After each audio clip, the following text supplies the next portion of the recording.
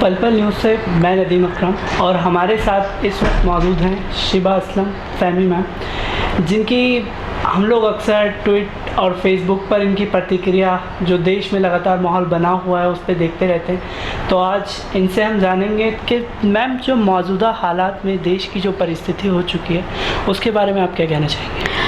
देखिए, हम लोगों को ताज्जुब नहीं होना चाहिए कि जनता के बीच में जिस तरह का वैमनस्य पैदा किया जा रहा है, नफ़रतें पैदा की जा रही हैं, इसको लेकर के ताज्जुब हमें होना नहीं चाहिए। क्योंकि अगर ये नहीं होगा तो जनता असली सवालों को पूछने लगेगी और असली सवालों का कोई जवाब सरकार के पास है नहीं।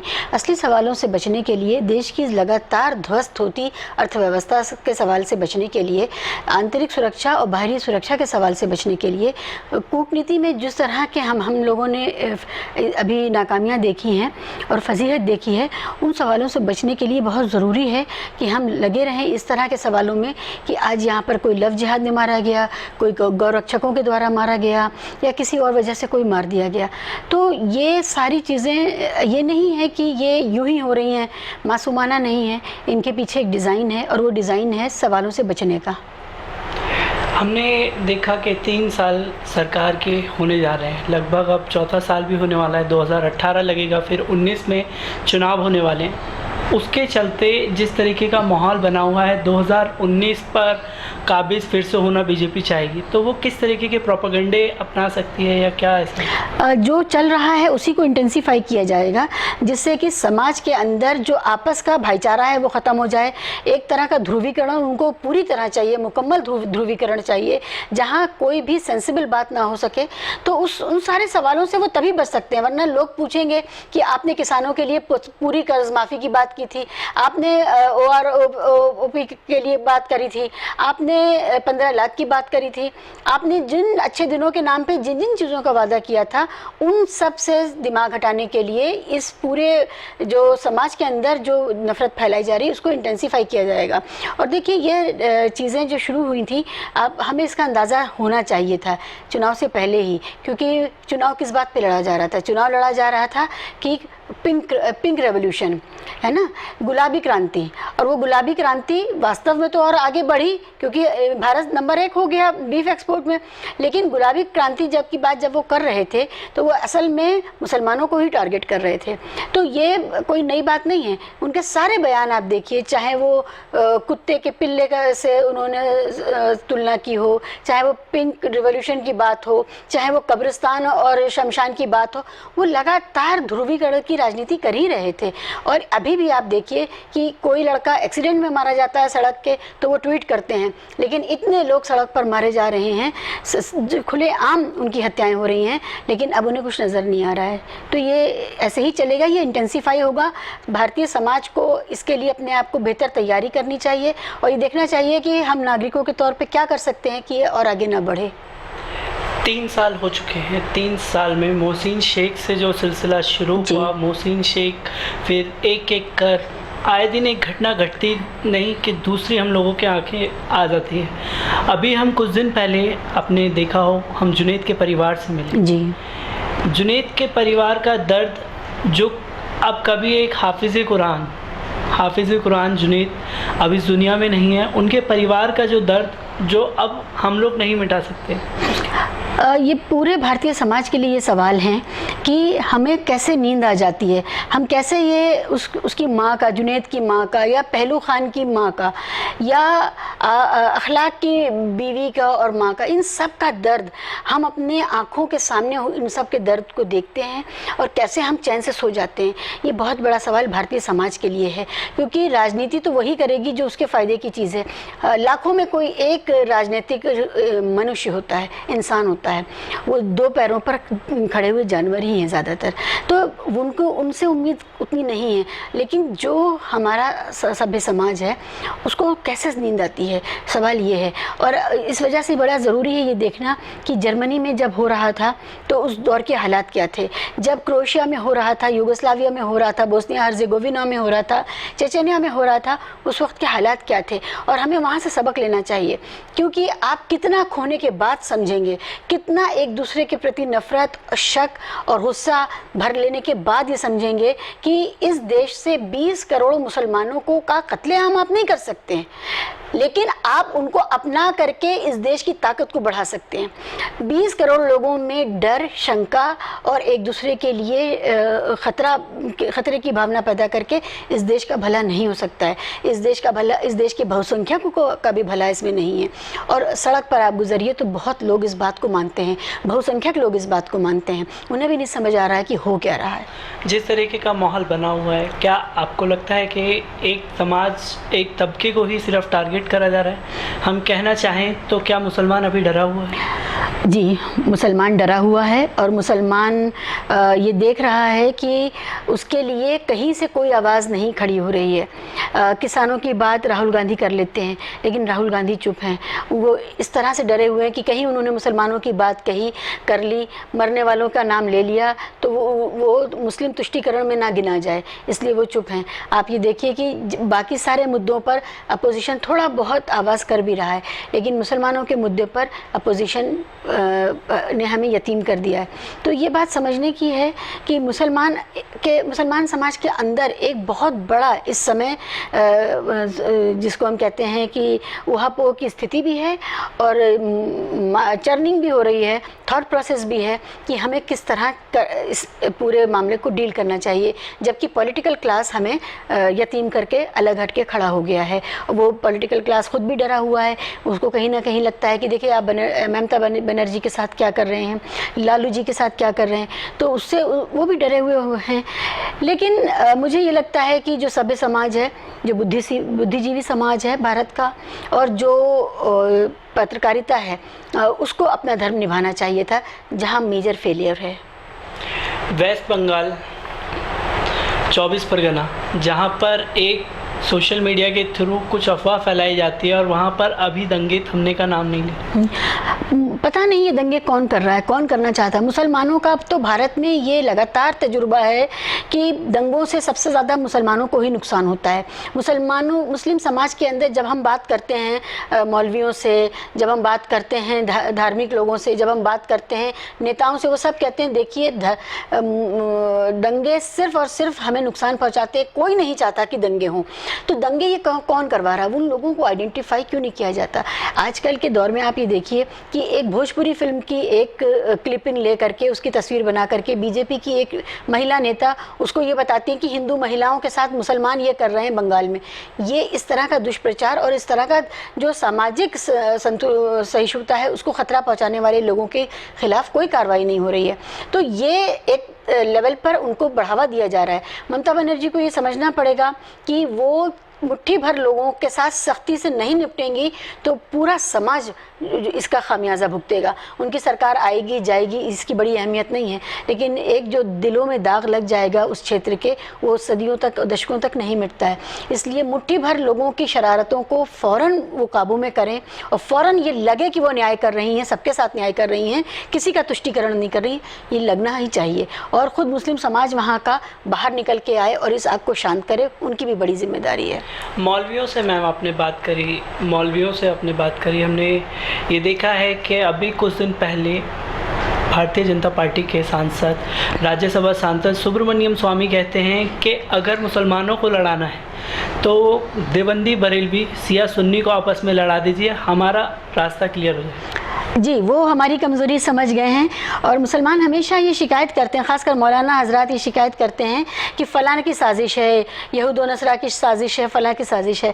लेकिन जब आप जानते हैं कि ये साजिश है तो आपको उससे बचना आना चाहिए। तो मतलब इसको एक खुला इंटेलेक्चुअल चैलेंज है ये मुस्लिम समाज के लिए कि सुब्रमण्यम स्वामी ये कहते हैं कि, और वो साफ़ खुल के कह रहे हैं, इसको कोई वो आंतरिक कूटनीति की तरह नहीं कह रहे हैं और साफ़ खुल के कह रहे हैं, और वो उनको लग रहा है कि मुसलमान इसको ना सुनेगा ना इसको समझ पाएगा।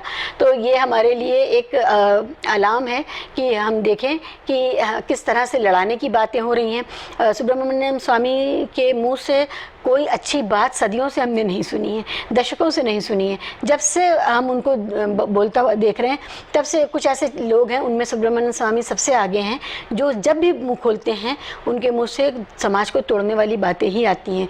लेकिन अच्छा है जब वो ये खुद अपनी स्ट्रैटेजी सामने से कह रहे हैं तो ज़्यादा आंखें खुलनी चाहिए, और मौलानाओं को भी ये समझ में आना चाहिए कि फ़िरक़ों में बट करके क्या निकलेगा, ज़ात में बट करके क्या निकलेगा।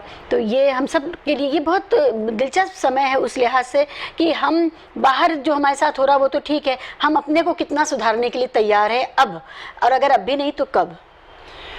बात करें तो क्या हम कह सकते हैं कि अब सही समय मुत्तहिद होने का, कि लोग मुत्तहिद हो जाएं और जो हमारे रहबर हैं वो सही तरीके से कौम की रहबरी करें? बिल्कुल, और ये मुत्तहिद होने के लिए सिर्फ मजहबी आइडेंटिटी की बात नहीं है। इस देश के गरीब को एक होना पड़ेगा, क्योंकि इस देश का गरीब मारा जा रहा है, वो सरहद पे भी मारा जा रहा है, वो खेतों में भी मारा जा रहा है, और वो सड़क पर भी मारा जा रहा है। मुसलमानों को जिनको मारा है वो भी गरीब हैं, दलितों को जिनको मारा गया वो भी गरीब हैं, आदिवासियों को मारा जा रहा है वो भी गरीब हैं। और ये जो गुर्बत है इसने इनको इतना पावरलेस बनाया है कि और दूसरे पक्ष को इतना ज़्यादा दम्भी बनाया है कि उनको लगता है वो कुछ भी कर गुजरेंगे और हमारा कुछ नहीं बिगड़ेगा। देखिए, मुआवजे सिर्फ एक छोटी सी राहत है, लेकिन इसका जो पूरे नेशनल लाइफ पर जिस तरह का मानस तैयार किया जा रहा है भारतीय समाज में, भारतीय आवाम के बीच में, वो बहुत ही नुकसानदेह है, बहुत ही समाज को अस्वस्थ करने वाला है, इस तरह की जो मॉब लिंचिंग हो रही है। इसलिए आपने देखा होगा कि जब एक जगह आप हिंसा को जायज़ किसी भी तरह ठहरा देते हैं तो आपको बाकी सब जगहों की हिंसा को रोकने का आपके अंदर नैतिक बल नहीं बचता। यही वजह थी कि जब हरियाणा हो रहा था आज से 1.5-1.25 साल पहले, तो कोई कुछ वहाँ पर रोक नहीं पा रहा था, और वो किस तरह से एक दो स्वप्न की तरह फैलता गया और लोगों को यकीन नहीं आया कि हमारे साथ जीने वाले, हमारे साथ कारोबार करने वाले, उठने बैठने पढ़ने लिखने वाले किस तरह हमारे दुश्मन हो गए। तो ये हरियाणा एक नज़ीर थी जब जाटों का और गैर जाटों का एक बहुत बड़ा दंगा हम लोगों ने देखा था। ये भारत के समाज में कब किस तरह अपने आप को एक्सपोज करेगा, किस तरह एक्सप्रेस करेगा, ये नहीं पता है। इस बीमारी को, हिंसा की इस बीमारी को तुरंत रुकना चाहिए। गाय के नाम पर बहुत राजनीति हो रही है। मतलब अगर मुसलमान गाय लेकर के जा रहा है तो वो गाय को या तो बेचने जा रहा है, जगह जगह वीडियो वायरल हो रहे हैं। अगर कोई गाय को लेकर के जा रहा है तो गौरक्षक नाम का एक प्रोपेगेंडा जो है आजकल देश में चल रहा है, जो कहीं भी अगर गाय को लेकर के अगर यदि मुसलमान जा रहा है तो वो गुनहगार है। और सड़क पर जिस तरीके से उनके साथ दुर्व्यवहार हो रहा है, अभी घटना घटी नहीं थी जुनेद की कि झारखंड से अलीमुद्दीन नाम के एक शख्स को मार दिया गया। जी, बिल्कुल सही कह रहे हैं आप। देखिए, मुसलमानों की अर्थव्यवस्था को चरमरा के ख़त्म करके उनको बिल्कुल जिसको कहते हैं पावरलेस बना देना। पावर वैसे भी नहीं था, लेकिन 2 वक्त की रोटी भी अगर कोई खा रहा है तो वो भी उसके लिए मुमकिन ना रहे, ये तो एक सामने का एजेंडा है ही। लगातार जिस तरह से ये हमला हो रहा है गौरक्षा के नाम पे, ये सिर्फ मुसलमानों पे हमला नहीं है, ये पूरे समाज, पूरे भारतीय समाज के एक ख़ास वर्ग के ऊपर हमला है, और ये आर्थिक वर्ग है। वो आप देखिए कि चाहे वो खाल का काम करने वाले, चाहे वो हड्डियों का काम करने वाले, चाहे वो मांस का काम करने वाले, चाहे वो दवाओं का, शुगर मिलों में ज़रूरत होती है हड्डियों से जो उसका एक धुलाई का काम होता है चीनी का, ये सारा समाज जो एक निम्न वर्ग का समाज है, इसको आप वर्ग संघर्ष की तरह देखिए कि एक ख़ास वर्ग के पास ये काम चला जाए। कॉरपोरेट्स जो हैं वही केमिकल में भी सप्लाई करें, इसकी जो पार्ट्स हैं, जो भी रिक्वायरमेंट है, वही चमड़ा इंडस्ट्री में काम करें, वही बाकी सारा जो कैटल इंडस्ट्री से जितना भी जुड़ा हुआ काम है वो सारा का सारा कॉरपोरेट करें, और जो आम आदमी थोड़ी सी अपनी जद्दोजहद से जो अपनी ज़िंदगी चला रहा था वो बिल्कुल सड़क पर आ जाए। ये वो डिज़ाइन है। आप इस पूरे मामले को देखेंगे तो उसमें फ़ायदा सिर्फ और सिर्फ कॉरपोरेट को हुआ है। देखिए, कोई 5 स्टार होटल्स तो बंद नहीं किए जा रहे हैं, जहाँ पर बीफ भी सर्व होता है, मटन भी सर्व होता है, चिकन और सी फूड फूड भी सर्व होता है। कोई बड़ी बड़ी जगहें नहीं हमले का शिकार हो रही हैं। अगर ये मामला सिर्फ बीफ का होता, अगर ये मामला सिर्फ मांसाहार का होता, तो 5 स्टार होटल्स के पास भी जाते हैं ये लोग और वहाँ पे जाकर तोड़फोड़ करते, उनके मालिकों को मारते। लेकिन किसी बड़े आदमी पर हाथ नहीं डाला जा रहा है, हाथ सिर्फ गरीब पर डाला जा रहा है, चाहे वो दलित हो, आदिवासी हो, मुसलमान हो। तो ये गरीब के विरुद्ध एक षड्यंत्र है। इसको उसी तरह जब तक नहीं देखेंगे तब तक दलित और मुसलमान और आदिवासी और इस पेशे से जुड़े हुए, कैटल उद्योग से जुड़े हुए सारे लोग एक साथ नहीं आएंगे। और जब तक वो एक साथ नहीं आएंगे ये ऐसे ही चलता रहेगा। हमें ये चिन्हित करना होगा कि गौरक्षा के नाम पे हिंसा करने वाले लोग कौन हैं, वो कहाँ रहते हैं, उनका परिवार कहाँ रहता है, और उनसे जा करके उनको शेम करने की ज़रूरत है, उनको शर्मिंदा करने की ज़रूरत है कि आपका परिवार मासूमों को बेबुनियाद आधार पर मार रहा है। गौरक्षक दल ने पिछले साल ऊना कांड हुआ, दलितों को मारा गया, तो प्रधानमंत्री जी का बयान आता है कि दलितों को मत मारो, मुझे मार दो। और जब मुसलमान मारा जाता है ना कोई ट्वीट आता है ना कोई मैसेज। तो हाँ, मुझे भी इसमें भी कोई ताज्जुब नहीं होता है। दलित वोट चाहिए है और दलित को दो ही समय हिंदू माना जाता है। एक वो जब उसको मुसलमान से लड़ाया जाता है और दूसरा तब जब उसके वोट की ज़रूरत होती है। इन दो अवसरों पर ही कोई भी दलित बेचारा हिंदू होता है। अदरवाइज़ तो हर दलित को मारना, उसकी लिंचिंग करना, मुसलमानों की लिंचिंग से पहले से आप देखें तो दलितों की लिंचिंग हो रही है। इसी हरियाणा के झज्जर में एक गाय की, मरी हुई गाय की खाल उतारने के नाम पर लिंचिंग हुई। 5 दलित मार दिए गए थे 2002 में और उसको विश्व हिंदू परिषद के बड़े नेताओं ने ये कह के जस्टिफाई किया था कि हम समझे थे कि ये मुसलमान हैं, उनको मुसलमान के धोखे में मार दिया गया। बहरहाल आप मिर्चपुर का कांड देख लीजिए, आप खैरलांजी देख लीजिए, आप जितने भी कांड देख लीजिए, दलितों की लिंचिंग ये परंपरागत तौर पे होती रही है। गाँव में दलित महिलाओं को डायन कह के मार देना, बच्चा चोर कह के मार देना, ये सब कह के मार देना, ये लगातार होता रहा है।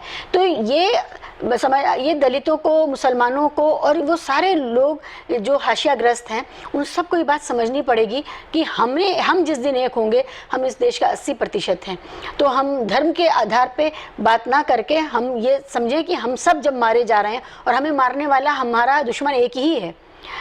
दलितों को भी जो मार रहा है वही मुसलमान को मार रहा है, वही आदिवासी को मार रहा है, वही महिला को मार रहा है।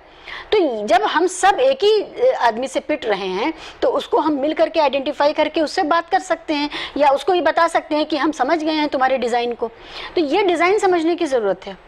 मॉब लिंचिंग पर युवा तबका अब जा करके जंतर मंतर पर काफ़ी दिनों से नॉट इन माय नेम करके प्रोटेस्ट शुरू करा है, जिसके बारे में बहुत लोगों को प्रशंसा भी मिली है। क्या अब युवा को जागरूक होना पड़ेगा? जंतर मंतर पे जो प्रोटेस्ट होते रहे हैं उनमें मेरा विश्वास तो टूटता जैसा जा रहा है, लेकिन ये प्रोटेस्ट इस लिहाज से ज़रूरी था कि इस देश के मुसलमानों को कम से कम ये मैसेज दिया कि आप अकेले नहीं हैं और जो आपके साथ हो रहा है उसमें हम भी उतने ही दुखी हैं। तो ये मैसेज जाना बड़ा ज़रूरी था और उन सब लोगों का बड़ा शुक्रिया जिन्होंने साथ खड़े हुए और ये कहा कि इस तरह की मॉब लिंचिंग में हम आपके दुख में आपके साथ और हम इसको बर्दाश्त नहीं करेंगे। युवा तबका, देखिए यही डिज़ाइन है कि युवा तबका की ज़रूरत क्या है, उसकी ज़रूरत रोज़गार है। रोज़गार जैसे जैसे आपने देखी लगातार कंपनियों के बैलेंस शीट आ रही है और ख़बरें आ रही हैं कि फ़लाँ कंपनी ने इतने हज़ार निकाल दिए, फ़लाँ कंपनी ने इतने हज़ार निकाल दिए। अगर रोज़गार कम होगा तो ये जो युवा शक्ति है इसको कहीं ना कहीं लगाने की ज़रूरत है। और युवा शक्ति को या तो आप विध्वंस की तरफ मोड़ दीजिए या आप सकारात्मकता की तरफ मोड़ दीजिए। विध्वंस, सरकार यही चाहेगी कि समाज में विध्वंस इनके ज़रिए फैलाया जाए। 3,000 5,000 रुपए की नौकरी दे करके, ट्विटर हैंडल पे बिठा करके समाज में वेमिनेस फैलाने का काम दे करके इन लोगों को इस्तेमाल किया जा रहा है। हम सब का काम ये है कि हम उनके जो युवाओं के असली मुद्दे हैं और जो युवाओं के अपराधी हैं उनकी तरफ उनका ध्यान मोड़ दें और उन्हें पता चले कि हमारे अपराधी कौन हैं। हमारे देश की जो युवा शक्ति है, जो जिसको कहना चाहिए जो हमारे देश की ताकत है, उसको एक बार ये पता चल जाए कि उसका दुरुपयोग हो रहा है। ये बहुत ज़रूरी है। बीजेपी सांसद, एक्टर, जाने माने एक्टर परेश रावल एक ट्वीट करते हैं कि जिस तरीके से कश्मीर में एक कश्मीरी युवक को जीप पर बैठा करके पुलिस वाले ले जाते हैं, उसी तरीके से अरुंधति रॉय को भी बैठा करके ऐसे ही पूरे शहर में घुमाना चाहिए। जी, पता नहीं, शायद वो अपने बॉसेस को खुश कर रहे होंगे और उनको लग रहा होगा कि इससे कुछ बहुत बड़ा उनका फ़ायदा हो जाएगा। एक झूठी अफवाह पर पाकिस्तान से जो खबर झूठी खबर चली उसके ऊपर उन्होंने इतना गैर जिम्मेदाराना बयान दिया, इतना काबिले क्या कहना चाहिए कि अल्फाज नहीं है कि उनको ये शर्म नहीं आई ये कहते हुए कि वो एक ज़िम्मेदार आदमी हैं, एमपी हैं और जाने माने एक लोकप्रिय अदाकार हैं।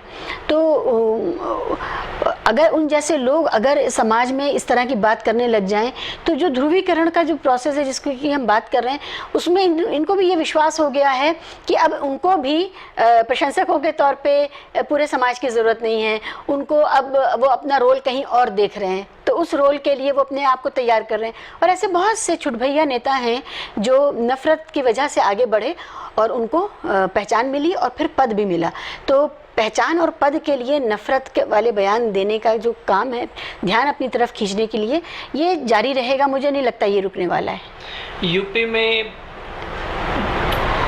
बीजेपी सरकार को पूर्ण बहुमत मिली, क्या लोगों के बयान आए, मायावती ने बयान दिया, अखिलेश ने भी बोला, राहुल राजबब्बर जी का भी बयान आया, क्या आपको लगता है कि ईवीएम में कुछ गड़बड़ी थी? जी, बहुत सारी जगहों पर जिन लोगों ने जो खुद कैंडिडेट्स थे उनका अपना वोट और उनके अपने परिवार का वोट जब उनके खाते में नहीं दिखता है तो फिर तो ये यकीन होने लगता है। और उसके बाद जब आपको याद होगा कि राजस्थान में या मध्य प्रदेश में चुनाव आयोग के अधिकारियों के सामने 2 बार लगातार ईवीएम का बटन दबाया गया और दोनों बार वोट पड़ा बीजेपी को, और उसके खिलाफ कार्रवाई करने के बजाय उन्होंने पत्रकारों को ही कह दिया कि थाने में बैठ जाओ और गिरफ्तारी की बात करने लगी थी वो महिला अधिकारी। तो ये सारे ऐसी चीज़ें हैं जिनको समझना पड़ेगा। लेकिन ईवीएम को हटाना क्या विकल्प है, ये है, क्योंकि इससे पहले भी हम रिगिंग तो जानते हैं ना, भारत में रिगिंग होती रही है। तो ईवीएम को के पूरे प्रोसेस को कैसे ज़्यादा पारदर्शी बनाया जाए, इस पर काम करने की ज़रूरत है, बजाय इसके कि ईवीएम को हम रिप्लेस करें। टेक्नोलॉजी है, टेक्नोलॉजी न्यूट्रल हो सकती है अगर उसको ईमानदारी से इस्तेमाल किया जाए। तो जो पर्यवेक्षक हैं और जो विपक्ष है उसको बहुत विजिलेंट होने की ज़रूरत है, और ये होगा तो मुझे लगता नहीं है कि ईवीएम से पीछा छुड़ाने की ज़रूरत पड़ेगी, बल्कि ईवीएम के रहते हुए अच्छा और पारदर्शी चुनाव हो सकता है। यूपी में योगी आदित्यनाथ सीएम है, योगी आदित्यनाथ के राज में क्या यूपी सेफ है? बिल्कुल नहीं। योगी आदित्यनाथ का आज का बयान मैं पढ़ रही थी कि अगर मुसलमान जो हैं वो अपने हदों में रहें तो हिंदू जो है दंगा नहीं करेगा। तो वो ये कह रहे, अगर लगा करके जो वो कहना चाह रहे हैं वो ये कह रहे हैं कि हिंदू के हाथ में ये अधिकार है, हिंदू ये तय करेगा कि यहाँ पर इस स्थिति में उसको दंगा करना है या नहीं करना है। लेकिन दंगा करने का उसको जो अधिकार वो दे रहे हैं ये बिल्कुल सामने का बयान है। तो खुद उनका देखिए क्रीडेंशियल्स उनके क्या हैं, किसी भी लम्हे वो जिम्मेदाराना सियासत के लिए नहीं जाने जाते रहे हैं, वो नफ़रत की सियासत के ही लिए जाने जाते रहे और इसी का उनको इनाम मिला है। ये वही दौर है जहाँ जो अंग्रेज़ी में एक कहावत है बायोलॉजी की, सर्वाइवल ऑफ द फिटेस्ट, ठीक है, यहाँ पर इस समय चल रहा है सर्वाइवल ऑफ द शिटेस्ट। जो सबसे ज़्यादा गंदी ज़बान बोलेगा वो सबसे ऊंचा उठेगा। तो जो लोग किसी पर भी हमला कर दें, किसी के दफ्तर में जा कर के किसी इज़्ज़तदार आदमी को पीट आएँ या किसी तरह का गैर ज़रूरी बयान दे दें या ट्वीट कर दें, आजकल उन्हीं की कदर है। तो सर्वाइवल ऑफ द शिटेस्ट है भारत में इस समय, वो चल रहा है। योगी आदित्यनाथ के बयान की बात करें, अभी यूपी में कुछ महीने पहले सहारनपुर की घटना ही ले लें, हम मुसलमान के बारे में बोल रहे हैं। सहारनपुर में दलितों को पीटा गया, दलितों को मारा गया, दलितों के घर जलाए गए, पर उस पर सीएम योगी आदित्यनाथ ने जाकर वहाँ पर कोई गश्त नहीं करा, लोगों से जाना नहीं। तो क्या सहारनपुर की घटना पर आपका क्या? ये सहारनपुर की घटना एक वानगी है, वो हमें ये बताती है कि भारत में दलितों की सामाजिक और राजनीतिक हैसियत का जो फ़र्क है, राजनीतिक हैसियत उनकी, जैसे मैंने पहले भी कहा कि चुनाव के दौरान और दंगों के दौरान उभर के आती है, उनको शराब पिला के और पैसे दे करके और धमकी और लालच दे करके इस्तेमाल किया जाता है, वो एक बात है। लेकिन सामाजिक तौर पे अगर दलित अपने खिलाफ हो रहे अन्याय के लिए आवाज़ उठाता है तो उसका बिल्कुल सांप की तरह सर कुचल दिया जाएगा, ये संदेश उत्तर प्रदेश सरकार ने दिया है। और जो उत्तर प्रदेश सरकार है उसका सवर्णवाद जो है वो इस समय पूरे उरूज पर है। वो बिल्कुल इस बात की फिक्र उनको नहीं है कि उनको किसी भी तरह का एक पर्दा भी डालना चाहिए कि वो सबके लिए हैं, वो सिर्फ सवर्णों के लिए हैं। वो सवर्णों की सरकार है और उसमें जितने भी गैर सवर्ण हैं वो अपनी हैसियत में रहें, और हैसियत से बाहर जैसे ही आएंगे उनको जेल में डाल दिया जाएगा, उनके साथ हर तरह का वो सलूक किया जाएगा कि उनके विरोध को कुचल दिया जाए। चंद्रशेखर के साथ जो कुछ हुआ, दलित नेता, जी हाँ, जी चंद्रशेखर के साथ जो हुआ वो इस बात को बताता है। लेकिन अगर उन तक कभी ये बात पहुँचे तो ये भी एक अपॉर्चुनिटी है, ये एक अवसर है। हमारी जेलों में भी दलित और मुसलमान और पिछड़े वर्ग के लोग सबसे ज़्यादा हैं, क्योंकि उनके साथ उनके लिए ये न्याय व्यवस्था ज़्यादा संगीन है, ज़्यादा सख्त है। वो अपनी बात और अपना विचार वहाँ पर भी फैला सकते हैं। हर जगह हमें जहाँ भी मौका मिले हमें इस पूंजीवाद और सवर्णवाद का जो घालमेल हुआ है भारतीय राजनीति में, इसको उजागर करने की ज़रूरत है। इसके यही एक तरीका है और कोई तरीका नहीं है। और मैं तो मानती हूँ कि ये जो पूरा सेकुलरिज्म का डिबेट है ये भी सेकेंडरी है, ये उतना अहम नहीं है जितना पूंजीवाद और ब्राह्मणवाद के गठजोड़ को उजागर करने की ज़रूरत है, ये ज़्यादा ज़रूरी है। आपने दलितों मुस्लिम की बात करी कि सबसे ज़्यादा कैदी वहाँ पर हैं। अभी कल ही एक मुस्लिम कैदी जो कि 2005 आतंकवाद के केस से बाहर आए, उन्होंने अपने किताब लिखी कैद में बेगुनाह जी, तो उन्होंने अपनी आपबीती बताई। क्या जेलों में भी जो बच्चे जा रहे हैं या जो भी लोग कैद में हैं वो वहाँ पर सुरक्षित हैं? नहीं, जेलों में बिल्कुल सुरक्षित नहीं है। और जेलों में जो कस्टोडियल डेथ्स हैं वो हाँ, भारत का रिकॉर्ड खासा ख़राब है वहाँ पर। और हर बार डेथ नहीं होती है, लेकिन जो उत्पीड़न अंदर होता है जो अनरिकॉर्डेड है बिल्कुल, वो बहुत शर्मनाक है। और इस हवाले से भारत जो अपने आप को दुनिया का सबसे बड़ा लोकतंत्र कहता है, उसके अपने रिकॉर्ड्स बड़े शर्मनाक हैं। और जेलों के अंदर ह्यूमन राइट्स वायलेशंस जो हैं वो रैम्पेंट हैं, उनमें कहीं किसी भी तरह की कोई जवाबदेही है नहीं। अभी एक महिला को किस बुरी तरह से महिला जेलर ने मारा है, और वो तो मुसलमान भी नहीं थी, वो तो दलित भी नहीं थी शायद, और वो एक सामान्य हिंदू महिला थी जिसके यौनांग में उन्होंने बहुत ब्रूटैलिटी की है। तो ये बात समझने की है कि जो कमज़ोर है वो कहीं भी असुरक्षित है, वो सड़क पर भी असुरक्षित है, वो कहीं भी। और कमज़ोरी क्या है? कमज़ोरी आती है कुछ कई चीज़ें जब एक साथ आपके पास आ जाती हैं, जैसे गरीबी के साथ साथ जब आप दलित भी होते हैं या अल्पसंख्यक होते हैं या आदिवासी होते हैं या कई बार ग्रामीण क्षेत्र से होते हैं या किसी ऐसे क्षेत्र से होते हैं जिसको कि मुख्य धारा में माना ही नहीं जाता, जैसे नॉर्थ ईस्ट वगैरह हुआ, तो गरीबी अपने आप में काफ़ी नहीं है किसी भी इंसान को इस स्थिति में पहुंचाने के लिए। सवर्ण गरीब जो होता है उसके साथ क्यों नहीं लिंचिंग होती है? सवर्ण गरीब के साथ वो क्यों नहीं होता है जो दलित महिला के साथ होता है? बहुत से सवर्ण भी इस देश में गरीब हैं। तो ये सिर्फ एक गरीबी को जो लोग पैमाना मानते हैं वो काफ़ी नहीं है। ये बात समझने की है कि गरीबी के साथ साथ जो आपकी बाकी की जो पहचाने हैं कि आप कहाँ पैदा हुए, किस क्षेत्र में जन्म लिया आपने, किस धर्म में जन्म लिया आपने, किस जाति में जन्म लिया और किस जेंडर में जन्म लिया, इन सब से मिल करके जब गरीबी इसमें मिल जाती है तो वो एक बहुत ही ख़तरनाक परिस्थिति पैदा करती है उस इंसान के लिए जो इससे जूझ रहा है। इसलिए गरीबों को ये समझने की ज़रूरत है कि बाकी सारी चीज़ें वो भूल करके अगर एक हो जाएं तो वो लड़ सकते हैं। जीएसटी अभी 1 जुलाई से लागू हुआ है, तो जीएसटी से कितना लोगों को लाभ होने वाला है या कितना नुकसान होगा? हाँ, ये सवाल करने से पहले हमें ये सवाल कर लेना चाहिए कि नोटबंदी से कितना लाभ हुआ। नोटबंदी से आतंकवाद रुक गया, नोटबंदी से पाकिस्तान की जो हमारे यहाँ हाँ हमारे जो बॉर्डर पे जो चल रहा था वो रुक गया, नोटबंदी से रिश्वत रुक गई, नोटबंदी से सारा काला धन वापस आ गया, नोटबंदी से क्या हो गया। तो ये जो भारत की अर्थव्यवस्था को इन्होंने एक किसी जालिम डॉक्टर के लैब का चूहा बना दिया है, और वो बिल्कुल नहीं देख रहा है कि उस लैब के चूहे के साथ हो क्या रहा है, वो कितनी तकलीफ में है, वो कितना तड़प रहा है, वो सिर्फ एक्सपेरिमेंट पे एक्सपेरिमेंट करता जा रहा है। तो भारत की अर्थव्यवस्था और भारत का जो व्यापारी वर्ग है वो मोदी जी की आर्थिक जो लैब है उसका चूहा बन के रह गया है। अभी पता नहीं इसके बाद वो कौन सा ऐसा काम करेंगे जिससे सब लोग इसके बारे में बात करने लगें और कुछ उनके पक्ष वाले उसको चमत्कार की तरह देखें और बाकी लोग ये सोच करके कि अगर खिलाफ बोलेंगे तो हमारे ऊपर छापे पड़ेंगे। अभी आप देखिए आज सूरत में क्या हो रहा है। सूरत में व्यापारियों का कहना है जो सड़कों पर आए कि भाई वोट तो हम बीजेपी को ही देंगे, क्योंकि अगर हमारे क्षेत्र से वोट नहीं गया तो छापे हमारे यहाँ पड़ेंगे।